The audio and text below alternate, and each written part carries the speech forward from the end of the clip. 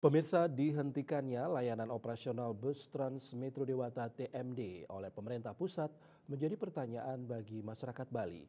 Pasalnya, transportasi publik bersifat by the service BTS ini telah berperan mengatasi kemacetan dalam menunjang kepariwisataan Bali selama ini. Dampaknya dikhawatirkan kemacetan akan semakin parah.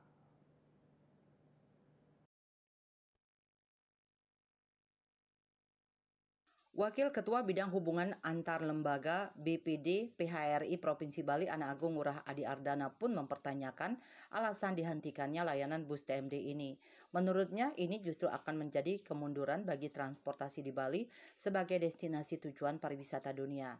Mantan Ketua Komisi 3 DPRD Bali ini mengakui bahwa minat masyarakat Bali memanfaatkan transportasi publik ini cukup kurang dibandingkan daerah lainnya seperti Jogja dan Solo. Dikatakan masyarakat Bali terutama di daerah perkotaan lebih memilih menggunakan kendaraan pribadi karena lebih fleksibel dan praktis.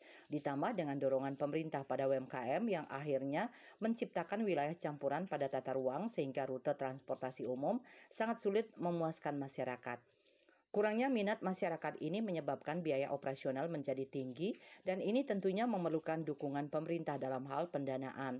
Sementara pemerintah memiliki fokus anggaran yang mungkin tidak sama.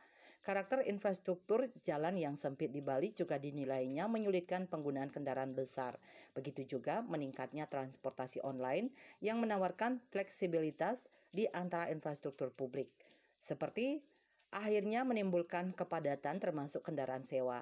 Adi Ardana mengungkapkan saat menjabat Ketua Komisi 3 DPRD Bali, pihaknya sempat menyampaikan aspirasi ke Kementerian Perhubungan sehubungan jaminan terhadap konsorsium Organda yang menjadi investor, akan tetapi mendapat jaminan dari pemerintah, sehingga moda transportasi bus TMD dapat berjalan dengan baik dan bermanfaat sebagai kriteria daerah maupun negara yang maju.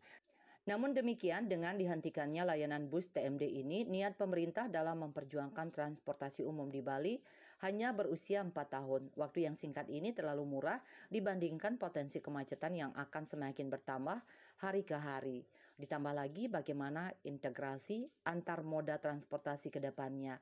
Apalagi Bali merencanakan membangun moda kereta subway yang sudah groundbreaking. Bali Post melaporkan.